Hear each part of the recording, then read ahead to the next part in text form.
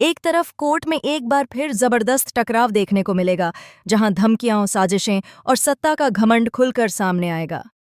तो वहीं दूसरी तरफ रिश्तों की बुनियाद हिलाने वाला ऐसा फैसला आने वाला है जो अब तक किसी ने सोचा भी नहीं था।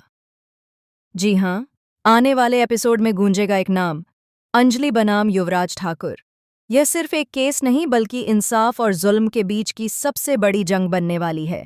इसलिए वीडियो को अंत तक जरूर देखना, क्योंकि हर एक सीन आपके होश उड़ा देगा। कोर्ट रूम में माहौल उस वक्त और ज्यादा गर्म हो जाता है जब गिनी अंजलि के सामने खड़े होकर जहर उगलती है। वह तंज कसते हुए कहती है कि आज भी तुझे कोर्ट से सिर्फ तारीख ही मिलेगी, इंसाफ नहीं। अमन सिंह राजपूत का कातिल आज भी खुलेआम घूमेगा और कोई उसका बाल भी बांका नहीं कर पाएगा। गिनी की आंखों में घमंड साफ झलकता है, मानो कानून उसके जूतों के नीचे हो। लेकिन अंजलि उन औरतों में से नहीं है जो धमकियों से डर जाएं। उसकी आंखों में आज सिर्फ एक ही जुनून है, न्याय। वह बिना एक पल की देरी किए युवराज ठाकुर को खींचकर कोर्ट के कटघरे तक ले आती है। पूरे कोर्ट रूम में सन्नाटा छा जाता है। हर कोई अंजलि की हिम्मत को देखता रह जाता है। युवराज ठाकुर अपने घमंड में मुस्कुराते हुए कहता है, आज भी मैं कोर्ट में अपना रंग दिखाऊंगा। बोलो, कितने पैसे चाहिए? मैं इन तारीखों से परेशान हो चुका हूं।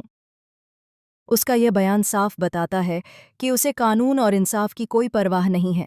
लेकिन अंजलि पूरे आत्मविश्वास के साथ जवाब देती है, युवराज ठाकुर, आज मैं ये केस जीत कर ही रहूंगी। तुम्हारे पैसे, तुम्हारी पहुंच और तुम्हारी धमकियां आज सब हार जाएंगी। इसी बीच मेघ दौड़ती हुई आती है और अंजलि के पैर पकड़कर गिड़गिड़ाने लगती है। वह रोते हुए कहती है कि प्लीज केस वापस ले लो, लेकिन अंजलि उसे झटकते हुए कहती है, यही आदमी तुम्हारे भैया का कातिल है। इसी ने अमन सिंह राजपूत का खून किया है। उसकी आवाज में दर्द भी है और गुस्सा भी। अंजलि आगे कहती है कि यह केस पिछले 22 सालों से चल रहा है और अगर जरूरत पड़ी तो 1 साल और चलेगा, 2 साल और चलेगा, लेकिन न्याय जरूर मिलेगा। इंसाफ के लिए इंतजार किया जा सकता है, लेकिन समझौता नहीं। गिनी एक बार फिर अंजलि को धमकी देती है और कहती है कि इस केस का कभी फैसला नहीं आएगा, क्योंकि हम आने ही नहीं देंगे। उसके शब्द साफ दिखाते हैं कि वह कानून को अपने हिसाब से मोड़ना चाहती है। उधर घर में भी हालात बेहद तनावपूर्ण हैं। अभय अपने पापा को खाना खिलाने जाता है, लेकिन साधिका जानबूझकर थाली गिरा देती है। वह गुस्से में चिल्लाते हुए कहती है कि इस घर से इन्हें खाना नहीं मिलेगा, इनका दाना पानी उठ चुका है।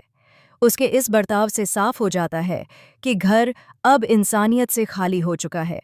वहीं दूसरी तरफ वेद आरती से दो टूक बात करता है। वह कहता है कि तुमने अपने दादाजी के साथ बहुत गलत किया है और अपनी माँ के साथ भी भारी अन्याय किया है। वेद साफ शब्दों में कहता है कि अब यह तुम्हें तय करना होगा कि तुम्हारी माँ अपनी जिंदगी कैसे जिएगी। वेद आगे कहता है कि तुम्हारी माँ कोई आम औरत नहीं, बल्कि देवी है। चाहे दुनिया उसका साथ दे या न दे, वेद आखिरी सांस तक तुम्हारी माँ के साथ खड़ा रहेगा। उसकी आवाज़ में सच्चाई और मजबूती झलकती है। यह सुनकर आरती गुस्से से आग बबूला हो जाती है। वह चिल्लाते हुए कहती है कि अगर आप मेरी माँ के साथ खड़े रहेंगे तो मैं आपसे अपना रिश्ता तोड़ दूंगी। उसका यह अल्टीमेटम पूरे माहौल को और भी गंभीर बना देता है। लेकिन वेद बिना डरे बिना झुके जवाब देता है, अगर तुम्हारी माँ के साथ खड़ा रहना गुनाह है तो यह रिश्ता तुम बेशक तोड़ सकती हो। उसके इस जवाब से साफ हो जाता है कि वह अब किसी दबाव में नहीं आने वाला।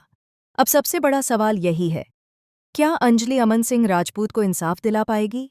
क्या युवराज ठाकुर का घमंड टूटेगा? और क्या यह लड़ाई रिश्तों को जोड़ पाएगी या हमेशा के लिए तोड़ देगी? इन सभी सवालों के जवाब जानने के लिए जुड़े रहिए हमारे साथ।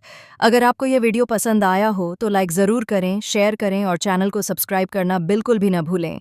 Atul talk channel.